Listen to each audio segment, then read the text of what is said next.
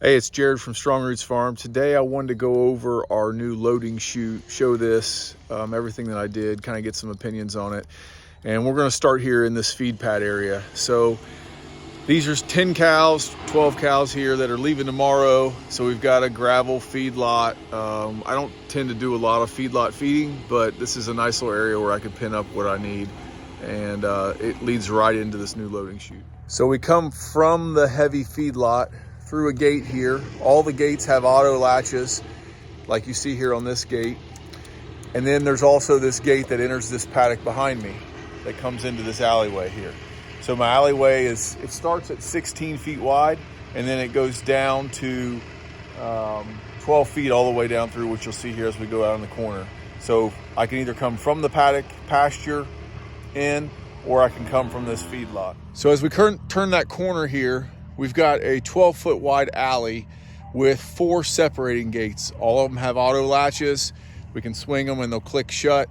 And we can separate and sort here. So as we go down through here, we separate, we sort, or we just use them to progressively push as we're going to the other end.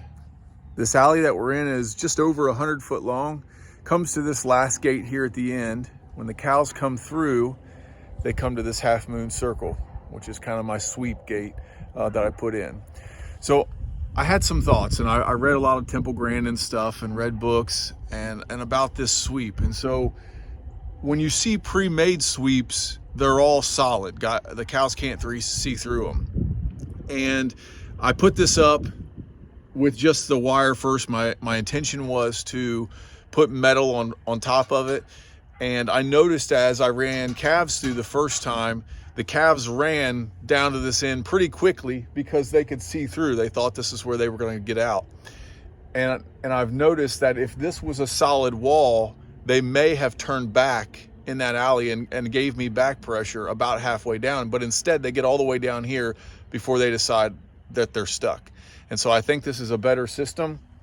And so as we go through, the gate shuts around and they're cut here in this corner, this half swoop.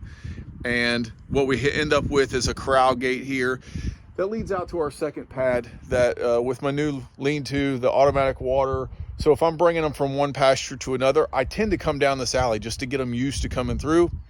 And this gate is open and they just go in here. But when I put the corral gate up, they're forced to go down my chute system here. So I've got a little 4-foot gate. So it starts out about 4 feet and this ends up being a back gate. So as I bring 3 or 4 through, I open this gate back up and those cows don't come back or calves don't come back, and I can go back and work more while somebody else is doing this end.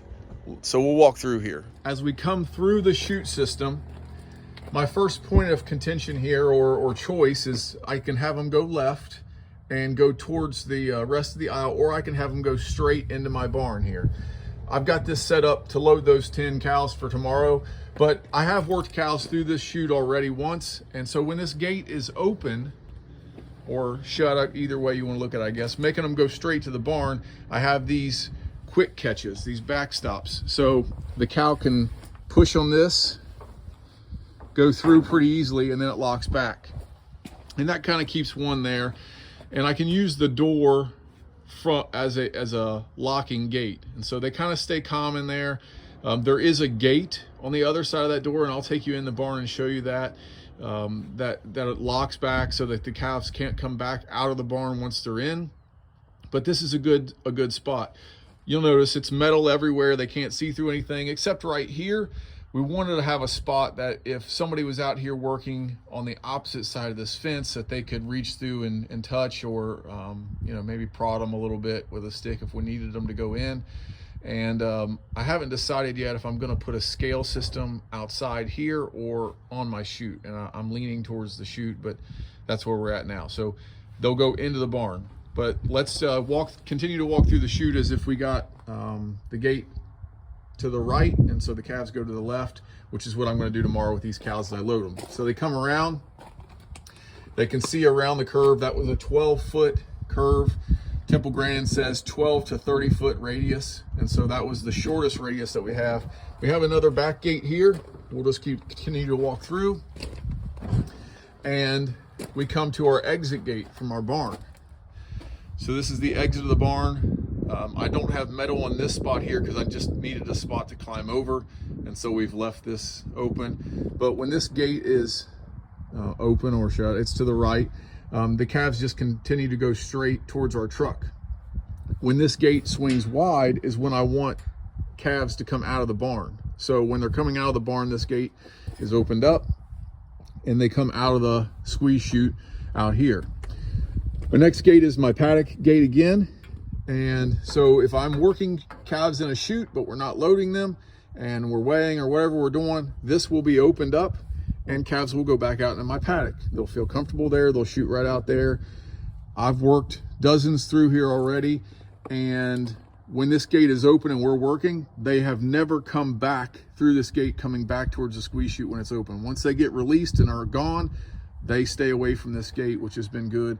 That was something I was worried about, having to have a person here working this as I was releasing them. But tomorrow we're going to load these cows, so this gate is shut and we go on out. So this is a 26, 28 foot radius as we go. The cow can see pretty far. We have another one of our back gates here and another one of our back gates at our entrance to our truck. So cows will get up here and they won't want to go in the trailer, but at least they won't be able to back up. We can climb over if we needed to, but and we have the ability to prod through the fence if we wanted to, but our trailer will be right here and there is plenty of room to securely back up everywhere that we need to be. So this is inside my barn, the squeeze chute setup here. So this is my entrance door. Calves come through, 4-foot gate swings behind them. They can't go back out the door and they're forced to go into my chute, which is here. So we have an exit gate here. So if I don't want them to go into the chute or we end up with a trouble, what'll happen is they'll come, this gate will open and they'll come right out this 6-foot door right back into the loading, 12-foot section there that I had going. Shouldn't happen, but that's it. We also have a gate where our vet can, or whoever's here or me, can go from that back area where we're working behind the calves if we need to, or if you had a cow you want to palpate or whatever it would be, that would be there.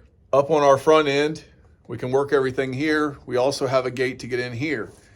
The reason I put this gate in was because this is my exit gate for my side of my squeeze chute. So if I need to drop this side out, if something happens when they're in there, they can come out of this and they connect the gate and that side drop panel comes out and the calf comes right through here, right to my exit door. So there's quite a bit of room here. A calf or a cow could easily get turned around, but I felt like this was safer. They come out and they don't get so squeezed, they're not tight, they don't feel as constricted, and they don't bolt through that door. They just kind of slowly walk out. This gate here, all the gates in this area are springs, are on springs and are spring loaded. And so we end up with this nice little vet area or whatever area back in here.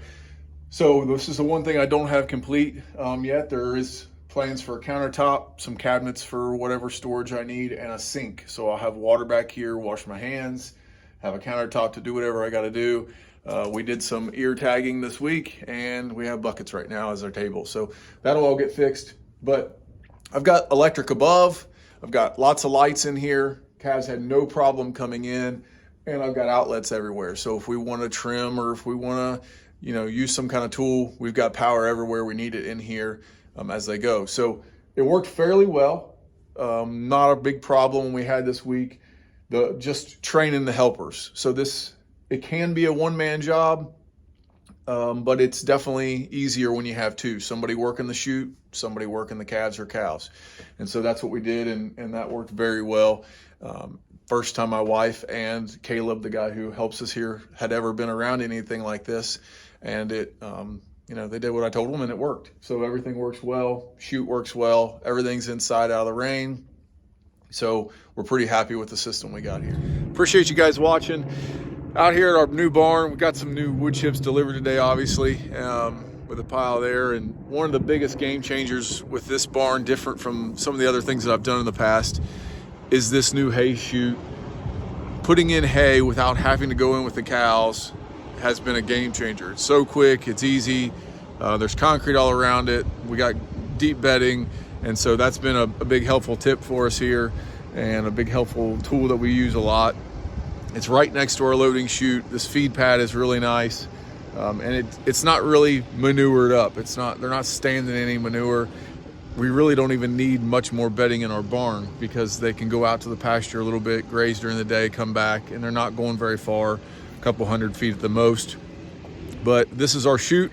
We've still got a little bit of work to do, tying some odds and ends up and putting some more brackets on, but for the most part, it's functional. We've used it and we're really happy with it.